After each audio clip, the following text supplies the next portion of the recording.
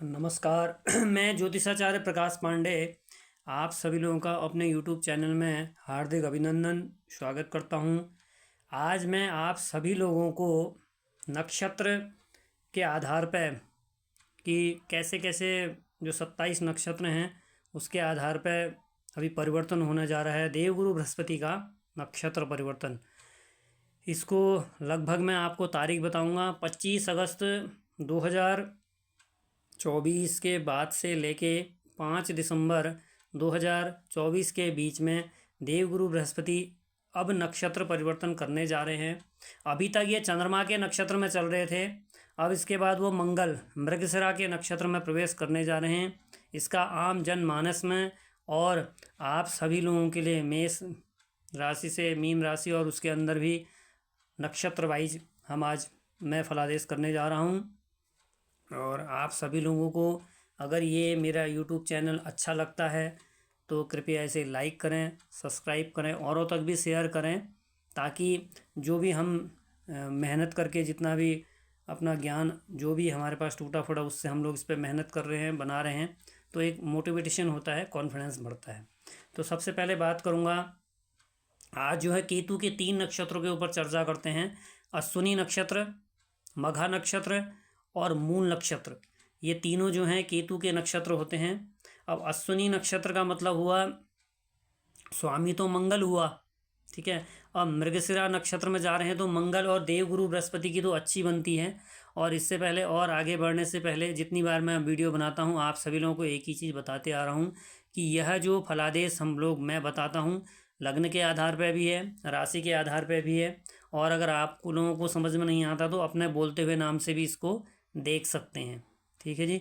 और आप लोगों की महादशा, आप लोगों की अंतर्दशा, आप लोगों की प्रत्यंतर दशा कैसी चलेगी, क्योंकि गोचर में सभी को एक जैसा फल नहीं मिलेगा, ये मैंने पहले भी आप सभी लोगों को बता रखा है। तो मैं आगे बढ़ता हूँ। मैं बताने वाला था कि अश्विनी नक्षत्र जो है वो मंगल का नक्षत्र होता है। राजा मंगल होता है, केतु का नक्षत्र है। और इस समय जो है केतु अभी कन्या राशि में प्रवेश किए हुए हैं अक्टूबर से, उसके बारे में मैंने पहले बताया था। तो इस समय थोड़ी सी मानसिक टेंशन तो इन लोगों को रहेगी एक। और इनके लिए ये है कि जैसे ये लोग विदेश जाने का सपना बना रहे थे काफ़ी समय, तो इन 4 महीनों के लिए अगर ये प्रयास करते हैं मेष लग्न, मेष राशि वाले या अश्विनी नक्षत्र वाले, तो इनके लिए ये काम बन जाएंगे।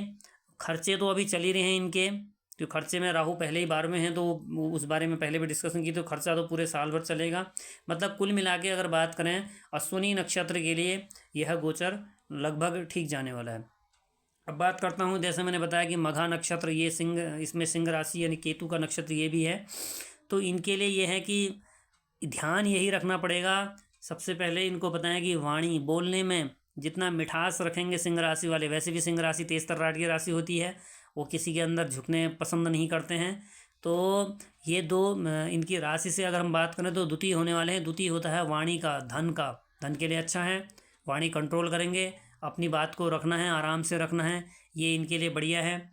और ये लोग दूसरा, काफ़ी समय से इनके भी कोई पैसे वैसे फंसे हों तो ये मघा नक्षत्र वालों के लिए ये थोड़ा सा मुझे बेटर दिखता है। अब इसी क्रम में बात करते हैं मूल नक्षत्र जो केतु का, वैसे इसके स्वामी देवगुरु बृहस्पति होते हैं, तो बृहस्पति का ही नक्षत्र परिवर्तन होना है।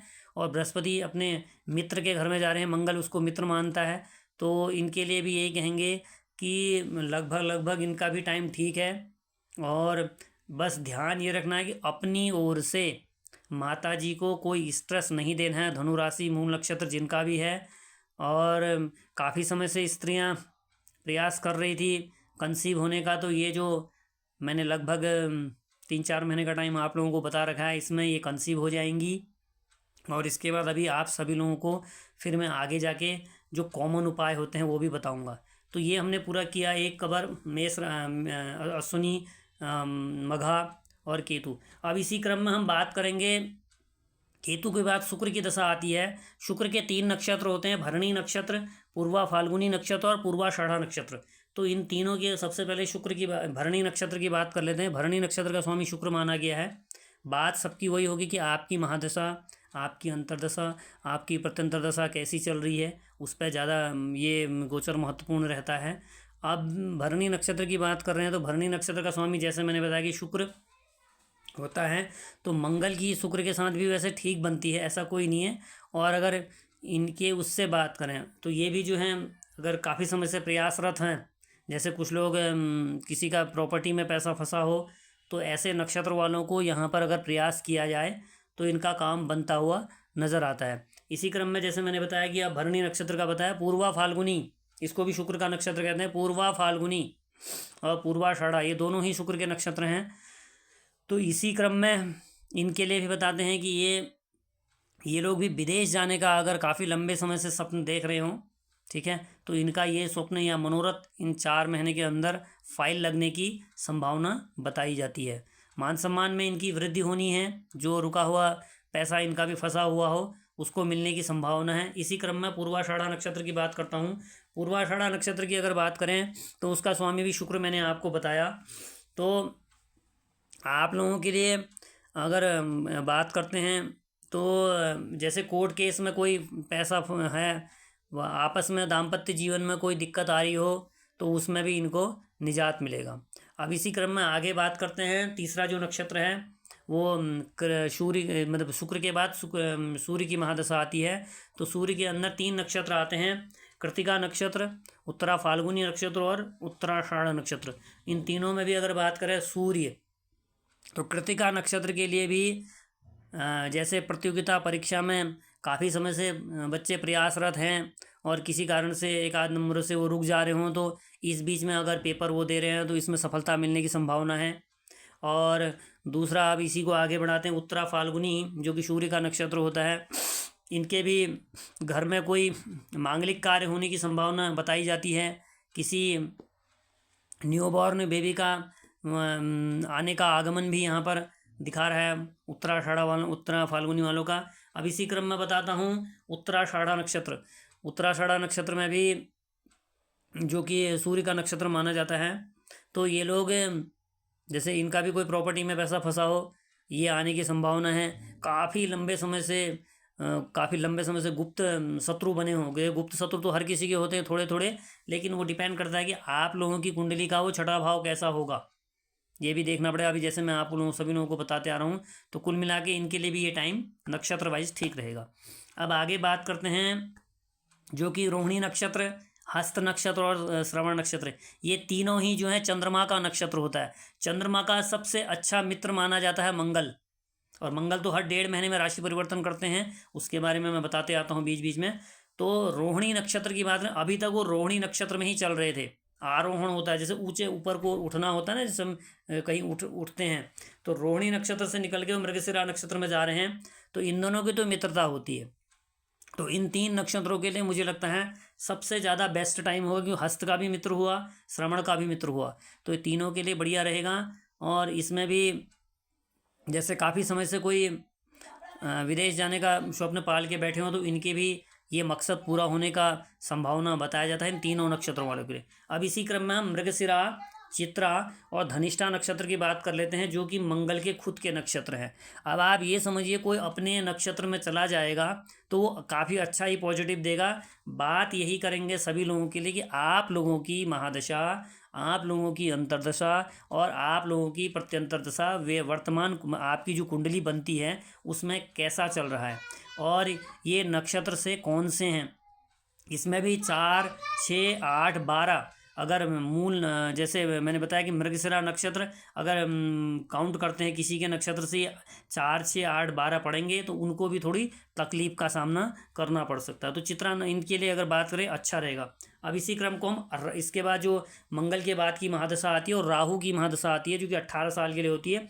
इसके अंदर 3 नक्षत्र आते हैं जी। राहु के अंदर आद्रा नक्षत्र, स्वाति नक्षत्र और शतभिषा नक्षत्र आते हैं। तो इन तीनों नक्षत्र की बात करें, हालांकि मंगल की राहु से उतनी अच्छी नहीं बनती है, लेकिन डिपेंड करेगा कि आपकी अपनी कुंडली में राहु की कैसी स्थिति है, आपकी अपनी कुंडली में मंगल की कैसी स्थिति है, आपकी अपनी महादशा कैसी चल रही है, अंतर्दशा कैसी चल रही है, प्रत्यंतर दशा कैसी चल रही है। अगर आप सभी लोगों को कोई ज़्यादा समझ में नहीं आता, तो आप लोग जो है, मेरा सबके पास नंबर है ही, कंसल्टेंसी नहीं भी है तो एक खाली व्हाट्सएप में मुझे जो है 9953586740 के अंदर जो है एक मैसेज छोड़ सकते हैं कि जो भी कहें आप लोग।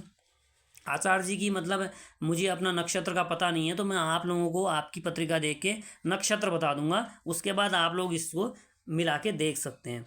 अब इसी को बात करते हैं हम लोग गुरु का नक्षत्र, जो कि राहु के बाद देव गुरु बृहस्पति का नक्षत्र। देव गुरु बृहस्पति ही नक्षत्र परिवर्तन कर रहे हैं और मंगल के नक्षत्र में जा रहे हैं। जैसे मैंने अभी इससे पहले आप लोगों को बताया था रोहिणी, हस्त और श्रवण के लिए अच्छा रहेगा, वैसे ही देव गुरु बृहस्पति का पुनर्वसु नक्षत्र, विशाखा नक्षत्र और पूर्वा भाद्रपद नक्षत्र, ये तीनों नक्षत्रों पर अगर हम बात करें तो इसमें थोड़ा इनको अच्छा ही देगा, क्योंकि देवगुरु बृहस्पति की मंगल से अच्छी बनती है।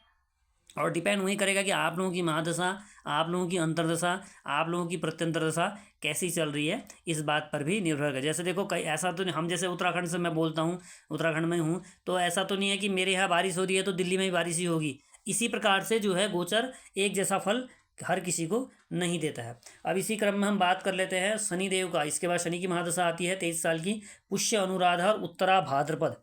अब जबकि शनि की और मंगल की नहीं बनती है आपस में, तो ये विशेष रूप से पुष्य नक्षत्र वाले, विशेष रूप से अनुराधा नक्षत्र वाले और विशेष रूप से जो है उत्तरा भाद्रपद नक्षत्र वालों को बहुत ही सावधानी रखनी है, क्योंकि इसमें शनि की मंगल की बनती नहीं है। बात वही करेंगे, आपकी अगर अनुकूल महादशा चल रही होगी, अब जैसे अनुकूल महादशा का मतलब होता है किसी की गुरु की महादशा चल रही है तो मंगल का गुरु का ट्रांजिट मंगल के नक्षत्र में पड़े हो तो उसको फायदा करेगा, और राहु की चल रही होगी तो थोड़ा दिक्कत परेशानी खड़ी कर सकता है। मतलब मेरा कहने का मतलब कुल मिला के यही है, महादशा, अंतर्दशा, प्रत्यंतर दशा अगर अच्छी चलेगी तो आप लोगों के लिए ये जो गोचर है ये काफ़ी अच्छा देगा। वैसे देव गुरु बृहस्पति की जो दृष्टि है वो है वृषभ राशि के ही अंदर से, तो देव गुरु बृहस्पति किसी का अहित नहीं करता है, बस यही है कि जहाँ बैठते हैं वहाँ पर वो थोड़ा कम फल देते हैं। ये मैंने खुद अपने प्रैक्टिकल अपनी लाइफ में देख लिया है। इसी बार की अगर मैं बात करूँ, ये मेरा निजी है, लेकिन मैं आप लोगों को एक बात बता सकता हूँ। अभी अभी हमारे मतलब घर में जो हैं मोटे मोटे जैसे पहले ताऊ जी की डेथ हुई, उसका मेरा छोटा वाला भाई ताऊ जी का बेटा वो हुआ, तो वो मेरे एक चार्ट में देवगुरु बृहस्पति, हालांकि दशा तो चल रही है लेकिन तीसरे भाव में चला गया, तो तीसरे भाव अपने से छोटे भाई बहनों की हानि के लिए दिखाता है। ये मुझे काफ़ी पहले पता था, मैं इसलिए इन चीज़ों को नहीं बता रहा हूँ ज़्यादा। कुछ लोग ये मानते हैं, कुछ लोग नहीं मानते, देखो सबके लिए ये चीज़ नहीं लागू होती है। इसी प्रकार से हम आगे बात करते हैं। अश्लेषा नक्षत्र, ज्येष्ठा नक्षत्र और रेवती नक्षत्र, ये बुध का नक्षत्र माना जाता है। तो इन तीनों नक्षत्रों पे भी अगर हम बात करते हैं, अब मैंने कहा देवगुरु बृहस्पति मंगल के नक्षत्र में जा रहे हैं। अब मंगल की अगर बुध से देखें, मंगल की अगर बुध से उतनी अच्छी मित्रता नहीं होती है, लेकिन बात वही होगी कि आप लोगों की महादशा, आप लोगों की अंतर्दशा, आप लोगों की प्रत्यंतर दशा कैसी चल रही है, इस बारे में ज़्यादा विचार किया जाएगा। ठीक है, तो ये एक छोटा सा शॉर्ट वो था। और आजकल आप लोग देख रहे हैं, जैसे मैं आप सभी लोगों को कॉमन उपाय बता दूं, आजकल सभी लोग सुनते भी होंगे, जैसे एक लोटा शिवलिंग पे अगर हम जल चढ़ाते हैं तो सारी समस्याओं का खात्मा, नॉर्मल भाषा में कहते हैं एक लोटा जल सारी समस्याओं का सफाया करेगा, मतलब ख़त्म करेगा। तो ये आप लोग जैसे अभी सावन का महीना चल रहा है, ज़रूरी नहीं है कि सोमवार के दिन ही आप जल चढ़ाएं। आप इस बार नियम बनाइए, जो अभी तक किया तो किया, नहीं तो एक जो लोटा जल चढ़ा के शिव जी को, जैसे हम लोग तो पुरुष पक्ष हैं तो ओम नमः शिवाय इसका जाप करते हुए उसको जल छोड़ना है, और जो स्त्रियां होती हैं उनको नमः शिवाय नमः शिवाय इस प्रकार से जो है ये चीज़ करना चाहिए। आशा करता हूँ अभी तक का जो मैं भी अपना कॉन्फिडेंस से बोल रहा हूँ, तो इतनी जितनी मैंने अभी तक वीडियो बनाई हैं, ये वीडियो मेरे को भी अपने अंदर से लगा कि आप ही वो इसमें सराहना होगा। और एक बार फिर आप सभी लोगों से करबद्ध प्रार्थना करता हूँ कि आप लोगों को मेरा यूट्यूब चैनल अगर अच्छा लगता हो, लाइक करें, सब्सक्राइब करें, औरों तक भी इसको फैलाएं, शेयर करें, और दूसरा जो है नोटिफिकेशन बेल को बताएं। मैं ये नहीं कर रहा हूँ, ज्योतिष देखो अपने आप में अथाह है, जैसे फिर भी मैंने आप लोगों को बता दिया था पहले, इसके एक और पॉइंट जोड़ देता हूँ। शनि और मंगल का ये साल है तो उतार चढ़ाव तो रहेगा, क्योंकि 2024 अंक शास्त्रीय गणित में 8 नंबर बनता है और शनि मंगल की आपस में बनती नहीं है। और वैसे इसमें अगर मोस्टली हम बहुत अच्छा टाइम बताएं, जिनके लिए जो मैंने अभी तक कैलकुलेशन की, कन्या राशि, क्योंकि कन्या राशि के लिए राशि से देवगुरु बृहस्पति नवम चल रहे हैं, मिथुन राशि के लिए देवगुरु बृहस्पति वैसे तो 12वें चल रहे हैं, लेकिन फिर भी ठीक है। मेष राशि के लिए बात करें, देवगुरु बृहस्पति दूसरे हुए। वृषभ राशि के ऊपर बात करें, देवगुरु बृहस्पति उनकी राशि के ऊपर चला, इनके लिए भी ठीक है। मिथुन राशि के लिए ठीक है। कर्क राशि के लिए देवगुरु बृहस्पति सबसे बेस्ट है। खाली अगर हम राशि के ऊपर बात करें तो कर्क राशि का, जैसे कि हे हो हा ही हो नाम के जो आते हैं, ये सब कर्क राशि के अंदर, इनके लिए देवगुरु एकादश चल रहे। एकादश का मतलब इच्छाओं की पूर्ति है। उसके बाद बात कर लेता हूँ सिंह राशि के ऊपर, देवगुरु बृहस्पति भी अच्छे चल रहे, उनके लिए भी ठीक है। और उसके बाद कन्या का मैंने आपको बता दिया मोस्टली टाइम। तुला राशि के अंदर देवगुरु बृहस्पति की बात करें तो देवगुरु बृहस्पति तुला वालों के लिए अभी उतने खास नहीं चल रहे हैं, 8वें चल रहे हैं। इन लोगों को चोट पटक लगने का खतरा रहता है, थोड़ा मानसिक टेंशन रहती है। और वृश्चिक की बात करें, वृश्चिक वालों के लिए देवगुरु से 7वें चल रहे हैं, अच्छे हैं ये भी। और उसके बाद धनु की बात कर लें, धनु देवगुरु बृहस्पति चल रहे हैं अभी 6ठे, इनके लिए भी थोड़ा हेल्थ वेल्थ का ध्यान रखना पड़ता है। मकर राशि वालों के लिए बात करें 5वें चल रहे हैं, तो मकर राशि वालों की वैसे भी 7.5 का तीसरा फेज चल रहा है, तो ये फायदा ही करेगा। अब बात कर लेते हैं कुंभ राशि के लिए, देवगुरु बृहस्पति जो है अभी दूसरे चल रहे हैं, तो इनको भी वाणी बोलता, क्योंकि वहाँ पहले ही कुंभ की अगर बात कर राहु भी बैठे हैं, तो थोड़ा ध्यान रखना पड़ेगा। चौथा चल रहा है, चौथे में ध्यान रखना पड़ता है, माता जी का खासकर अपनी ओर से कुंभ राशि वाले या कुंभ लगन वाले स्टेशन दें। और लास्ट में बात करूँ मीन राशि के लिए, देवगुरु बृहस्पति अभी तीसरे चल रहे हैं, पराक्रम भाव में हैं, कॉन्फिडेंस बढ़ेगा। लेकिन जैसे ही मैंने बताया कि अपनी अपनी सबकी जन्म कुंडलियाँ में उसका अलग अलग फलादेश होगा। आज मैंने भरसक प्रयास किया, इसको बनाने में मैंने काफ़ी दिन लगा दिए थे। आज तब इतने दिनों बाद मैं आप लोगों के पास फिर लेट आया वीडियो बनाने, तो आशा करता हूँ कि आप सभी लोग स्वस्थ हों। और वही हर हर महादेव, न्यायकारी गुलजू महाराज की जय हो। राधे राधे, धन्यवाद।